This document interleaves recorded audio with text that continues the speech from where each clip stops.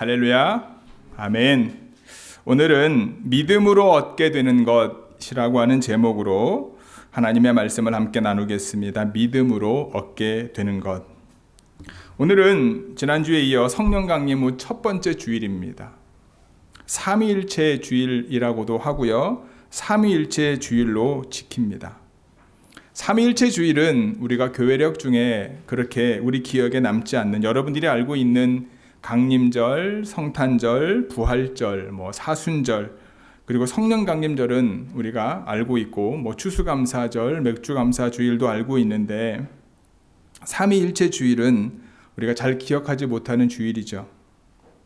삼위일체 주일은요, 성령 강림절 바로 그 다음 주 성령 강림절 첫 주와 같은 주일입니다. 대부분의 교회들은 1년을 주기로 교회력을 지킵니다.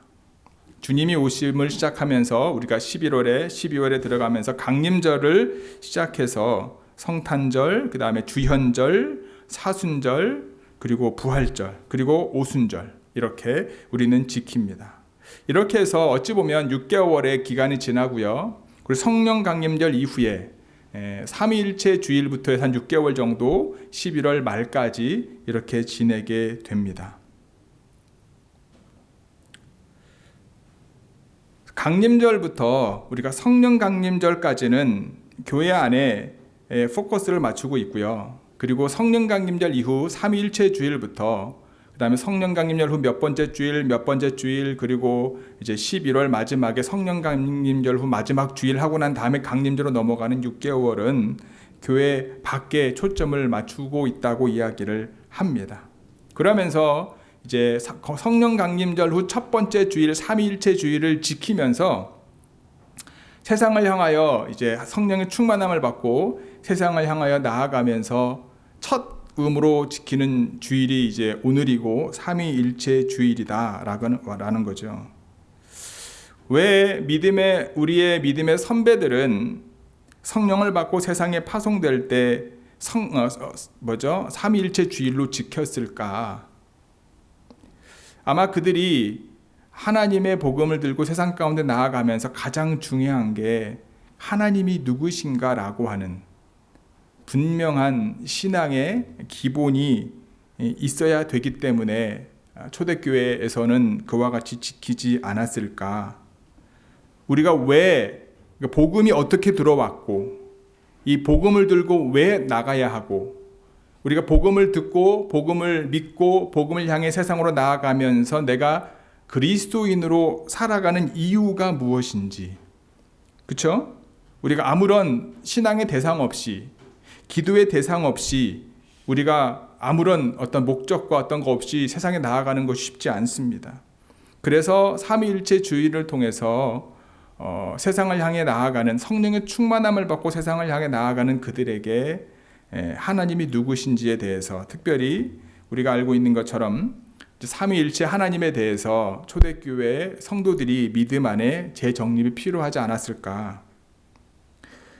근데 여러분들이 알고 있는 것처럼 이 삼위일체라고 하는 것이 참 이해하기 어렵습니다. 설명하기도 어렵고요. 그래서 초대교회 안에서도요, 이 문제 때문에 너무나 많은 논쟁들이 있었습니다. 그리고 이것이 이단으로 갈리는 또 하나의 교리가 되기도 하고요. 삼위일체라고 하는 단어는 성경에 없습니다. 하지만 우리가 복음서를 읽고 신약을 읽다 보면 예수님이 내 아버지라고 표현하고, 그렇죠? 창조주 하나님을 고백하고 예수 그리스도를 내 아들, 인자라고 표현을 할 뿐만 아니라 성령 또한 표현되어지는 것을 보아서 우리가 이해할 수 있는 언어로 성령 하나님, 그 다음에 성부 하나님, 성자 예수님, 그 다음에 성령 하나님, 이 세 위격이 있는데 이것이 한 분이다라고 하는, 제가 말하면서도 이게 무슨 말인가 라고 하는 애매모호한 부분들이 있습니다. 그런데 분명한 건 뭐냐면 삼위일체라고 하는 단어조차도 불완전한데 이 표현이 완벽하진 않지만 성령의 근거를 두어서 우리는 성부, 성자, 성령 세 하나님이 한 분이심을 믿는다. 이게 신앙의 고백으로 선포되어지고 그 다음에 그것이 많은 믿음의 후인들에게 전달되어서 오늘날 우리까지 오게 되었다. 창조주 하나님께서 인간의 몸을 입고 이 땅에 오시는 게 예수님이시고, 주님이 올라가신 이후에 우리의 삶을 함께 인도하시고 보호하시기 위해 보내주신 게 성령 하나님이시다. 근데 그 세 분은 한 분이시다라고 하는 교리인 거죠. 하지만 이 삼위일체가 교리로서 끝나는 게 아니라 성부 하나님과 성자 예수님과 성령 하나님이 우리의 삶 가운데 어떻게 역사하시는지, 어떻게 우리의 구원을 이루어가게 되는지를 오늘 믿음을 통해서 우리가 함께 나누기를 원합니다. 오늘은 창조자 하나님께서 주신 믿음으로 우리가 얻게 되는 것에 대해서 함께 나누기를 원하는데요. 우리는 믿음으로 얻게 되는 것이 바로 무엇이냐면 의롭게 될 수 있다라고 오늘 본문은 말합니다. 믿음으로 의롭게 될 수 있다. 1절 같이 읽겠습니다. 시작. 그러므로 우리가 믿음으로 의롭다 하심을 받았으니 우리 주 예수 그리스도로 말미암아 하나님과 화평을 누리자. 아멘. 로마서에서 읽다 보면은 여러분 그 지시대명사를 많이 발견합니다. 나라고 하는 거, 너라고 하는 거, 우리라고 하는 거, 그들이라고 하는 거. 바울은요 로마서 앞부분에서는요 나나 너나 그들이라고 하는 걸 많이 사용을 하는데 5장부터는 우리라고 하는 공동체적인 언어를 사용을 합니다. 특별히 로마 4장 이후에 바울은요 아브라함이 바랄 수 없는 중에 하나님을 믿었기 때문에 하나님께서 아브라함을 의롭다 여기셨습니다. 그런데 바울이 말하고자 하는 것은 아브라함만이 유대인의 조상이 아니라 예수 그리스도를 죽은 자 가운데서 살리신 하나님을 믿는 모든 사람들인 우리가 그리스도인들의 조상이다. 즉 우리가 예수 그리스도를 내 구주로 고백하고 하나님이 예수님을 죽은 자 가운데 살리신 분이심을 믿는다면 이것은 나나 너나 그들이 아니라 우리가 된다라는 거예요. 믿음의 공동체 이론이 된다라는 거예요. 예수 그리스도의 부활을 믿는 믿음으로 하나님의 의를 얻은 우리는 하나님의 자녀가 되었다라고 말하고 있는 겁니다. 그래서 우리가 신앙생활하면서 여러분 나와 그다음에 너와 그다음에 그들이라고 하는 어떤 그런 단어보다는 우리라고 하는 단어를 많이 사용을 하고 그 안에서 하나님이 주시기를 원하시는 부분들이 분명히 있다라는 겁니다. 그래서 우리라고 하는 그 공동체성을 우리가 잊어버리게 되면 하나님께서 이제 우리에게 주시기를 원하시는 믿음으로 얻게 되는 의롭다 하심을 우리가 잃어버릴 수밖에 없다. 그래서 공동체라고 하는 것, 우리가 예수님을 믿음으로 내가 의롭게 되었는데 그 내가 의롭게 되는 것으로 끝나는 것이 아니라 나와 함께 우리라고 하는 공동체를 이룰 수 있는 믿음의 공동체를 이루게 하셨다라고 하는 거죠. 그 결과가 무엇입니까? 예수 그리스도를 믿음으로 의롭다 하심을 받은 결과가 바로 하나님과 화평을 누릴 수 있다라는 거예요. 사람들은 죄 가운데 있을 때 하나님과 화평을 누릴 수 없습니다. 왜 그렇죠? 죄 가운데 있으면 하나님과 원수가 되기 때문에 그렇습니다. 여러분 원수라고 하는 것은요 좀 더 쉽게 말하면 원수와 싸움을 하는 거죠. 함께 갈 수 없는 거죠. 하지만 예수 그리스도를 믿음으로 모든 죄가 용서되었고 하나님 앞에서 너는 이제 죄 없다, 의롭다 하심을 하나님이 선언하시는 거죠. 예수 그리스도로 말미암아 하나님과 화목하게 되었다라고 하는 사실입니다. 즉 저나 여러분들 우리가 예수 그리스도를 믿음으로 하나님과 관계가 회복되었다라고 하는 겁니다. 아브라함처럼 믿음으로 의롭다 하심을 얻은 우리가 바로 예수 그리스도로 말미암아 화평을 누리게 되었다라고 하는 사실입니다. 그렇다면 정말로 하나님과 더불어 화평을 우리가 누리고 있는가? 이 말은요 예전에는 우리가 누렸던 화평은 하나님 없는 화평이었다라고 볼 수 있어요. 특별히 로마서 안에 있는 그 로마 시대의 관점에서 보면 우리가 알고 있는 단어 중에 팍스 로마나라고 하는 거 있지 않습니까? 로마 황제의 힘 아래에서 굴복함으로 힘에 의해서 얻게 되어지는 화평, 평강, 편안함. 즉 황제가 자신을 숭배하는 자들에게 베푸는 화평, 그리고 세금을 내는 자들에게 베푸는 화평. 이 화평을 말하는데 로마 제국의 시민들은 그런 화평을 누릴 수 있었습니다.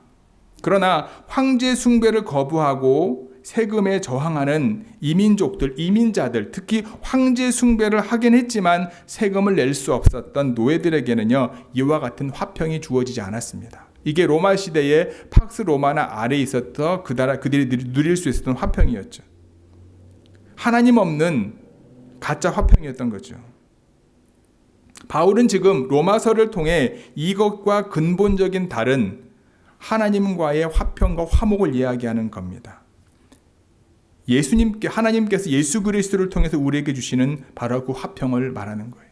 즉 예수 그리스도를 믿음으로 우리는 의롭게 되어지는데, 의롭게 되어지는 것으로 끝나는 것이 아니라 세상에 줄 수 없는 하나님과의 관계가 회복되었다라고 보는 거죠. 그것이 나만이 아니라 우리 모두가 그렇게 되었다라는 겁니다. 그 사람이 어떤 민족인지, 어떠한 인종인지, 그 사람이 얼마나 많은 돈을 가지고 있는지, 자유인인지, 노예인지, 로마 안에서 그들이 누릴 수 있었던 화평의 개념하고는 차원이 다른 거죠. 아까 말씀드렸던 것처럼 하나님과 원수였던 우리였지만, 누가 주인이냐를 두고 통치권을 내가 차지하기 위해서 계속 싸움을 벌이고 있었던 우리였지만, 어찌 보면 하나님께서 그러한 우리를 진멸할 수 있음에도 불구하고 예수 그리스도로 말미암아 진멸하지 아니하시고 오히려 그 전쟁을 끊어버리셨다, 원수의 관계를 끊어버리셨다라고 하는 사실입니다. 그래서 우리가 하나님과 화목할 수밖에 없는 거죠. 이제 담대히 하나님의 보좌 앞에 나아갈 수 있는 거죠. 하나님 앞에 나와서 나의 모든 것을 다 이야기할 수 있는 거죠. 어떠한 것도 하나님 앞에 우리가 요청할 수 있는 거죠. 말씀과 기도를 하나님과 더욱 친밀하게 교제를 나눌 수 있는 거죠. 에녹과 노아, 그리고 욥처럼, 모세처럼, 아브라함처럼 하나님과 동행하면서 하나님과 친밀한 교제 가운데 나아갈 수 있는 자격을 우리가 가지고 있다라는 거죠. 이게 예수님을 믿음으로 말미암아 얻게 되는 가장 중요한 거다. 믿음의 성도 여러분, 좋은 교회 공동체는 어떤 공동체입니까? 예수 그리스도를 믿음으로 의롭게 된 분들이 모인 모임입니다. 좋은 교회는요, 우리 교회입니다.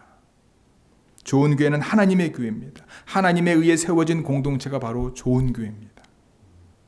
예수 그리스도로 말미암아 의롭게 된 우리가 하나님과 화평을 누리는 사람들이 모여 있는 것이 바로 좋은 교회입니다. 세상이 주는 것하고는 다른 것, 차원이 다른 것을 우리가 함께 누릴 수 있는 것이 바로 교회다라고 하는 겁니다. 이 땅에 썩어질 것으로 잠시 얻게 되는 화평에 만족했던 우리가 이제는 하나님과 더불어 하나님과 함께 누릴 수 있는 화평을 경험하게 되는 것이 바로 좋은 교회 믿음의 공동체다라고 하는 사실입니다.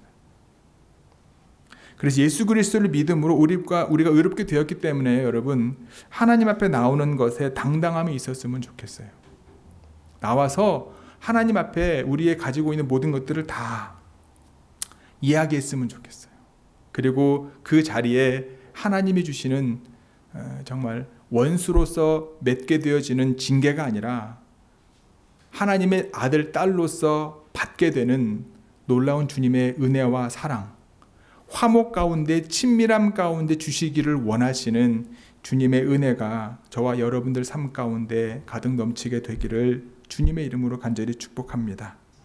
두 번째, 우리는 믿음으로요, 하나님의 영광을 바라고 즐거워할 수 있습니다. 우리 2절 함께 읽겠습니다. 시작. 또한 그로 말미암아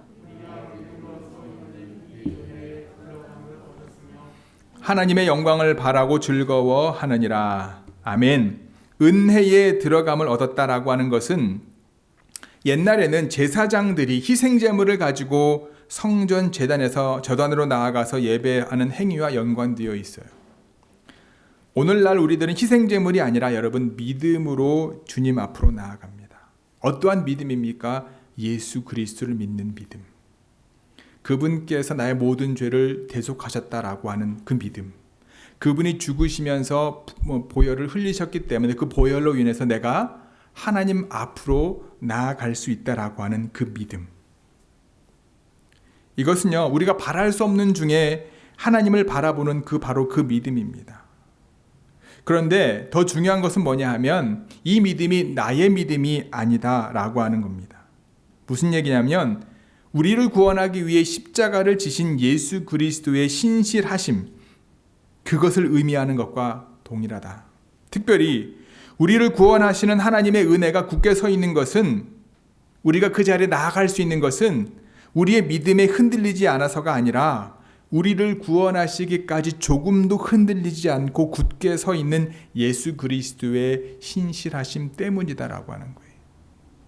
내가 믿고 안 믿고가 아니라 예수 그리스도의 그 신실하심이 우리에게 전달되는 거예요.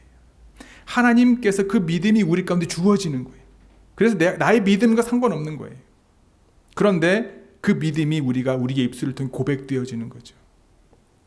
결국 우리 그리스도인들은 그가 누구이든지 어디에 속하든지 지금 나의 어떠한 상황이든지 상관없이 예수 그리스도의 신실하심으로 그리스도 안에서 그리스도로 말미암아 하나님 앞에 나아갈 수 있게 되었고 하나님과 화평을 누리는 거룩한 하나님의 자녀들이 되었다라고 하는 거예요.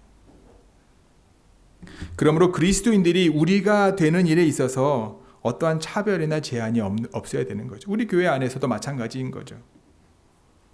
우리 그리스도인들은 모두 동일한 하나님이 주시는 하나님과의 화목을 누릴 자격이 있다. 그리고 바울은 그런 그리스도인들이 하나님의 영광에 이르게 될 소망을 품고 즐거워할 수 있다라고 말하고 있습니다. 무엇을 우리가 즐거워해야 할까? 무엇이 우리의 기쁨이 되어야 될까? 재산이 늘어나는 것, 직장에서나 학교에서나 진급하는 것, 잃어버렸던 건강이 회복되는 것을 즐거워해야 될까? 좋은 학교를 입학하거나 직장에서 프로모션을 하거나 내가 계획한 것들이 잘 되는 것으로 인해 즐거워해야 될까? 당연히 이것들도 즐거워해야 되는 건 맞죠.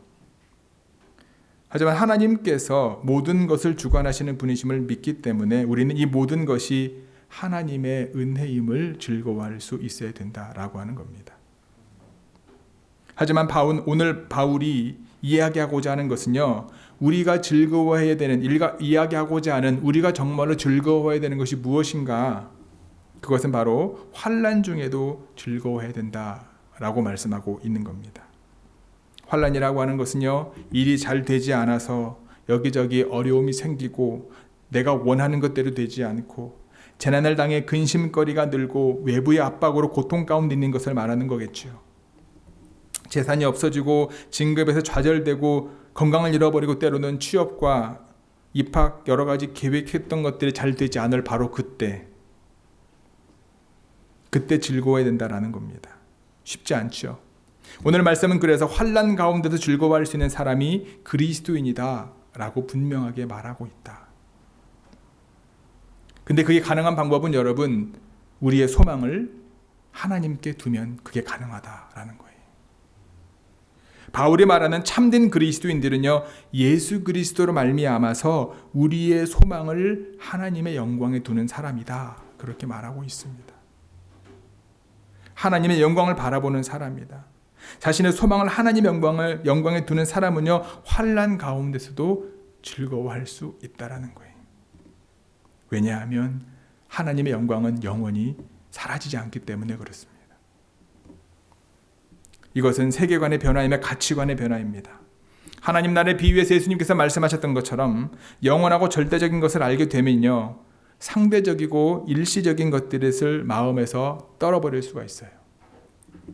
땅의 것에 희망을 두었던 사람이 하늘의 것에 소망을 둘 수 있게 변화됩니다.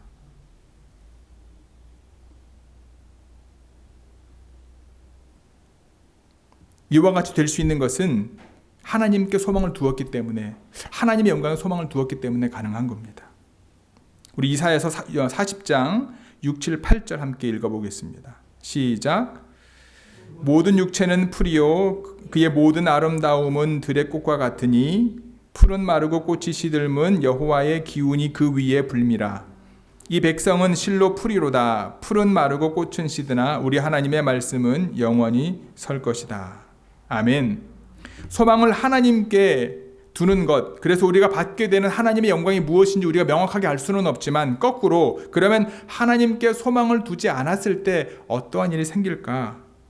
즉 사람에게 소망을 둘 때, 사람의 영광을 기대했을 때 어떠한 일이 생기는가? 우리의 일상 속에 아마 잘 겪게 되는 일일 거예요. 사람의 영광은 잠시 잘 될 때 온 세상을 얻은 것 같이 즐거워하지만 환란이 닥쳐오면 금방 우울해집니다. 절망과 좌절 가운데 빠지는 것이 사실입니다. 바울은 하나님께 소망을 두면 우리가 환란 중에도 즐거워할 수 있고 오히려 그것을 자랑할 수 있다라고 이야기하는 거예요. 바울은 누구보다 많은 환란을 경험했던 사람이잖아요. 죽을 고비를 여러 번 넘겼던 사람이지 않습니까? 그는 끊임없이 이어지는 환란 가운데서요, 오히려 믿음의 비밀을 체험했던 사람입니다. 자신의 몸조차도 치유할 수 없었던 그가 많은 이들에게 하나님의 놀라운 기적의 기도를 하면서 오히려 자족함을 배웠고 자신에게 능력 주시는 자 안에서 모든 것을 할 수 있는 놀라운 하나님의 은혜를 경험했던 것이 바로 사도 바울입니다. 은혜의 자리에서 얻은, 은혜의 자리라고 하는 것은 무엇입니까? 환난 가운데 하나님이 함께 하심을 경험하게 되었던 그 은혜의 자리에서 얻게 된 하나님의 나라에 대한 믿음과 소망이 사도 바울로 하여금 힘들고 어려운 일을 만날 때마다 오히려 더 큰 믿음으로 담대히 나아갈 수 있었다라고 하는 거죠. 다른 사람은 견디지 못할 고난도 그에게는 가볍게 느껴질 수밖에 없었던 것은 바로 하나님의 은혜였다.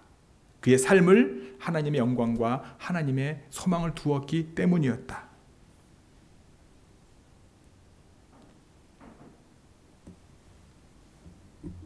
그러하기 때문에 우리가 믿음으로 하나님의 영광을 바라고 즐거워할 수 있는 거죠. 저와 여러분들 삶 가운데 예수 그리스도를 믿는 그 믿음이 내가 힘들고 어려운 중에도 하나님을 바라볼 수 있고 하나님의 영광의 소망을 두어서 하나님이 주시는 기쁨과 은혜와 힘들고 어려움을 넘어갈 수 있는 놀라운 주의 함께 하심이 있게 되기를 주님의 이름으로 간절히 축복하고 기도합니다.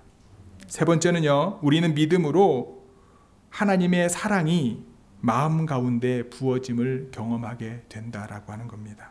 5절 말씀 함께 읽겠습니다. 시작. 소망이 우리를 부끄럽게 하지 아니함은 우리에게 주신 성령으로 말미암아 하나님의 사랑이 우리 마음에 부은 바 됨이니. 아멘. 바울이 환난 중에서 즐거워하고 자신의 약함을 자랑한 비밀이 여기에 있습니다. 구원은 이 땅에 당해야 하는 환난을 면제받는 것이 아니고 그것으로부터 구원받는 것도 아니었다. 예수 그리스도께서 우리에게 주신 구원은 환난 안에서 환난을 극복하는 구원이었다. 우리가 그런 얘기를 해요. 하나님 앞에 저도 힘들고 어려운 상황 가운데 하나님 제발 이 어려운 힘든 상황을 넘어갈 수 있는 믿음을 주시든지 이 상황을 비껴가게 해주시든지 그런 기도를 하다가도 하나님이 주시는 응답은 그 어려움을 넘어갈 수 있는 더 큰 은혜의 파도를 주시는 경우가 많다라는 거예요. 그 환난이 내 마음의 힘들고 어려움이 사라지는 게 아니라 더 큰 하나님의 은혜로 그걸 그냥 넘어가는 그 은혜를 경험하게 된다라는 거죠. 우리는 자신을 위협하고 있는 환난만을 바라보지 말아야 합니다. 우리를 애워싸고 있는 하나님의 더 큰 은혜를 바라보아야 합니다. 그것이 하나님께서 우리에게 믿는 자들에게 주시기를 원하시는 하나님의 사랑의 풍성하심이다라고 하는 사실입니다. 하나님께 대한 소망이 확실하다고 믿는 가장 중요한 이유는요, 바울이 그 마음에 주신 증거 때문에 그렇습니다. 그 증거는 무엇입니까? 바로 성령입니다라는 거예요. 우리의 죄를 깨닫게 하시고 하나님에 의한 심판의 두려움을 깨닫게 하시며 예수 그리스도를 통해 드러낸 하나님의 사랑을 깨닫게 하시는 성령님, 그 성령님에 의해서 하나님의 사랑이 사도 바울 마음 가운데 부어짐을 경험했던 것처럼 성령의 충만함으로 하나님이 얼마나 저와 여러분들을 사랑하시는지 그 사랑이 우리의 마음에 부어짐을 경험할 수 있는 저와 여러분 모두가 되기를 간절히 소망합니다. 우리는 믿음을 가지면 안 되는 일이 없다고 생각합니다. 믿음을 가지면 불치병도 고침을 받을 수 있고 믿음이 있으면 코로나 바이러스도 비껴가고 믿음이 있으면 내가 원하는 모든 것을 다 이룰 수 있다고 믿습니다. 이런 자기 확신에 빠질 때가 너무나 많습니다. 하지만 오늘 성경에서 바울은요, 믿음의 결과를 그렇게 말하지 않습니다. 믿음의 결과는 하나님과 화평을 누리는 것, 하나님과의 관계가 회복되는 것, 그리고 항상 은혜 가운데 살게 되는 것, 그리고 어떤 경우라도 소망을 잃지 않는 사람이 된다라고 말씀하고 있는 거예요. 이것을 다른 식으로 말하면 여러분, 예수님을 믿으면 나를 둘러싼 삶의 조건들이 내가 원하는 대로 바뀌는 것이 아니라 믿음을 가진 내가 바뀌는 거예요. 믿음이 없는 사람들은 돈이 많아야 행복하다고 이야기합니다. 건강이 행복하다고 이야기합니다. 자신이 생각하는 모든 조건을 갖추어야지 행복하다라고 이야기합니다. 하지만 그런 것들에는 하나님이 주시는 참된 행복이 없는 거잖아요. 그런 조건들을 다 갖추었다고 또 그것이 영원하지 않기 때문에 바로 그렇습니다. 우리 그리스도인들은요, 어떠한 상황에서도 기쁘고 즐거운 삶을 살아갈 수 있는 거예요. 기쁜 일이 있을 때만 기뻐하는 게 아니라 힘들고 어려운 중에도 주님을 바라보면 우리 안에 주님이 주시는 기쁨이 있는 거죠. 환난 가운데도 마찬가지입니다. 하나님께 소망을 두면은요, 여러분, 환난에 내가 빠져 있지만 환난이 내 마음을 힘들게 하지만 오히려 그 이후에 주실 하나님의 은혜와 하나님의 사랑과 하나님의 역사를 우리가 바라보게 되잖아요. 들풀처럼 사라지고 없어질 사람의 영광이 아닌 영원한 하나님의 영광에 소망을 두는 저와 여러분 모두가 되기를 주님의 이름으로 간절히 축복하고 기도합니다. 우리에게 주신 구원 사역은 여러분, 하나님 아버지 하나님과 예수 그리스도와 성령에 의해서 이루어진 삼위일체 하나님이 우리를 통해 주신 놀라운 구원 역사임을 기억하시기 바랍니다. 우리를 사랑하시는 하나님께서 독생자 예수님을 이 땅에 보내주셨고 그분으로 인하여 자신의 사랑을 확정하셨을 뿐만 아니라 그분을 믿음으로 우리 안에 하나님의 더 큰 사랑의 은혜를 주시기를 원하심을 기억하시기 바랍니다. 힘들고 어려운 상황 가운데 있을지 모르지만 저와 여러분들을 향하신 하나님 아버지의 사랑은 변함이 없음을 기억하시고 그 사랑 가운데 늘 거하시는 우리 좋은 교회 모든 성도 여러분들이 되시기를 주님의 이름으로 간절히 축복하고 기도합니다. 기도하시겠습니다. 우리 시간 함께 각자가 하나님 앞에 기도합니다. 기도할 때, 결단의 기도할 때요, 하나님, 예수 그리스도를 믿음으로 우리가 얻게 되는 것이 무엇입니까?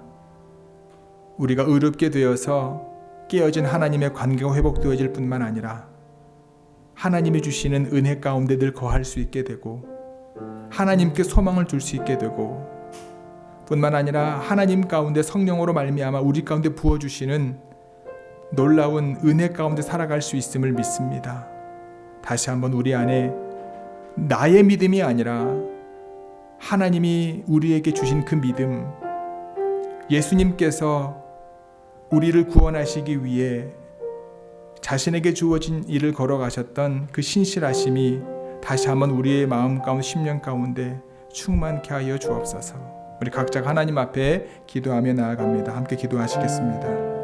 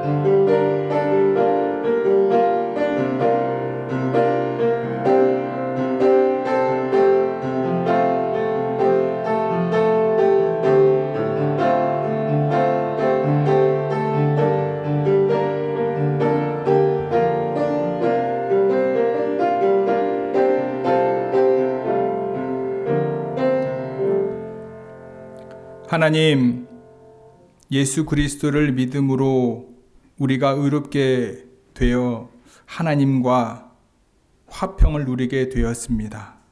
이 믿음은 나의 믿음이 아니라 예수님께서 이 땅에 오셔서 십자가에서 대속하시고 사망 권세에 이기셔서 부활하셨던 주님의 신실하심이 우리에게 주어지는 것임을 잊지 않게 하여 주옵소서. 나의 믿음이 흔들릴 때마다 주님이 흔들리지 않는 신실하심이 우리 마음에 있게 하여 주시고, 우리의 믿음 때문에 하나님의 은혜 가운데 나아가기를 주저할 때마다 나를 사랑하시는 주님의 신실하심 가운데 우리의 모든 것을 내려놓을 수 있는 저희 모두 되게 하여 주옵소서. 그래서 우리의 자리에 내려오신 하나님의 은혜 가운데 우리가 담대히 나아갈 수 있는 은혜의 은혜를 더하여 주옵소서. 사도 바울이 고백한 것처럼 성령으로 말미암아 하나님의 사랑이 그 마음에 부은 바 된 것처럼 우리의 노력과 열심, 때로는 우리의 계획과 우리의 소망대로 이루어지지 않을 때 절망과 좌절 가운데 있을 그때에도 우리를 향하신 하나님의 은혜와 사랑은 변함이 없어 더 큰 은혜와 사랑, 특별히 하나님의 사랑이 부은 바 되어서 힘들고 어려운 중에도 하나님으로 인하여 기뻐할 수 있고 하나님으로 인하여 감사할 수 있는 저희 좋은 교회 모든 성도들 되어줄 수 있도록 하나님께서 함께하여 주옵소서. 이 모든 구원을 이루신 놀라운 하나님의 역사하심 가운데 이번 한 주간도 주님과 동행하는 삶을 살기를 원하오며 이 모든 말씀 우리 주 예수님의 이름으로 기도드렸사옵나이다. 아멘.